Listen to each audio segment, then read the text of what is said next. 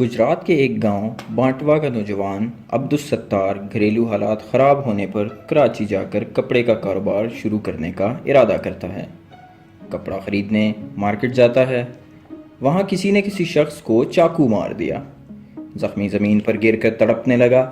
لوگ زخمی کے گرد گھیرا ڈال کر تماشا دیکھتے رہے۔ وہ شخص تڑپ تڑپ کر مر گیا۔ اس واقعے نے نوجوان عبدالستار کے دل پر داغ ڈال دیا۔ اس نے سوچا، معاشرے میں 3 قسم کے لوگ ہیں: دوسروں کو مارنے والے، مرنے والوں کو تماشا دیکھنے والے اور زخمیوں کی مدد کرنے والے۔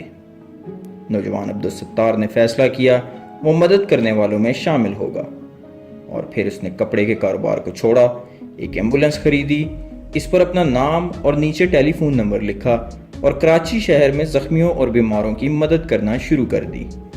وہ اپنے ادارے کے ڈرائیور بھی تھے، آفس بوائے بھی، ٹیلی فون آپریٹر بھی، سویپر بھی اور مالک بھی۔ وہ ٹیلی فون سرہانے رکھ کر سوتے، فون کی 1 گھنٹی بجتی، یہ ایڈریس لکھتے اور ایمبولینس لے کر چل پڑتے۔ زخمیوں اور مریضوں کو ہسپتال پہنچاتے، انہیں سلام کرتے اور واپس آ جاتے۔ عبدالستار نے سینٹر کے سامنے ایک لوہے کا غلہ بھی رکھ دیا۔ لوگ گزرتے وقت اپنی فالتو ریزگاری اس میں ڈال دیتے تھے۔ یہ سینکڑوں سکے اور چند نوٹ اس ادارے کا کل اثاثہ تھے۔ ایک مرتبہ یہ فجر کی نماز پڑھنے مسجد گئے۔ وہاں مسجد کی دہلیز پر کوئی نوزائیدہ بچہ چھوڑ گیا تھا۔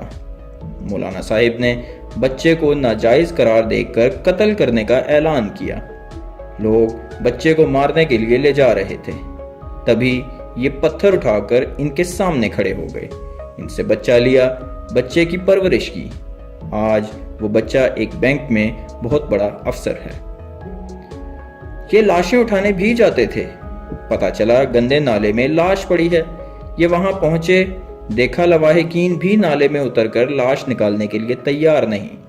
عبدالستار ہی نالے میں اتر گئے، لاش نکالی، گھر لائے، غسل دیا، کفن پہنایا، جنازہ پڑھایا اور اپنے ہاتھوں سے قبر کھود کر لاش دفن کر دی۔ بازاروں میں نکلے تو بے بس بوڑھے دیکھے، پاگلوں کو کاغذ چنتے دیکھا، آوارہ بچوں کو فٹ پاتھ پر کتوں کے ساتھ سوتے ہوئے دیکھا تو اولڈ پیپل ہوم بنا دیا، پاگل خانے بنا لیے، چلڈرن ہوم بنا دیے، دسترخوان بنا دیے۔ عورتوں کو مشکل میں دیکھا تو میٹرنٹی ہوم بنا دیا۔ لوگ ان کے جنون کو دیکھتے رہے، ان کی مدد کرتے رہے اور یہ آگے بڑھتے رہے، یہاں تک کہ ایدھی فاؤنڈیشن ملک میں ویلفیئر کا سب سے بڑا ادارہ بن گیا۔ یہ ادارہ سن 2000 میں Guinness book of world record میں بھی آ گیا۔ ایدھی صاحب نے دنیا کی سب سے بڑی پرائیویٹ ایمبولینس سروس بھی بنا دی۔ عبدالستار ایدھی ملک میں بلا خوف پھرتے رہے۔ یہ وہاں بھی جاتے تھے جہاں پولیس مقابلہ ہوتا تھا یا فسادات ہو رہے ہوتے تھے۔ پولیس، ڈاکو اور متحارب گروپ انہیں دیکھ کر فائرنگ بند کر دیا کرتے تھے۔ ملک کا بچہ بچہ قائد اعظم اور علامہ اقبال کے بعد عبدالستار ایدھی کو جانتا ہے۔ ایدھی صاحب نے 2003 تک گندے نالوں سے 8000 لاشیں، 16000 نوزائیدہ بچے پالے۔ انہوں نے ہزاروں بچیوں کی شادیاں بھی کرائی۔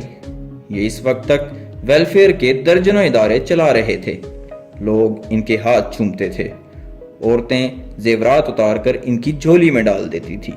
نوجوان اپنی موٹر سائیکلیں سڑکوں پر انہیں دیکھ کر خود وین میں بیٹھ جاتے تھے۔ عبدالستار ایدھی آج اس دنیا میں نہیں ہیں، مگر ان کے بنائے ہوئے فلاحی ادارے دکھی انسانیت کی خدمت میں مصروف ہیں۔ اللہ پاک ایدھی مرحوم کو جنت الفردوس میں اعلیٰ مقام عطا فرمائے۔ آمین ثم آمین۔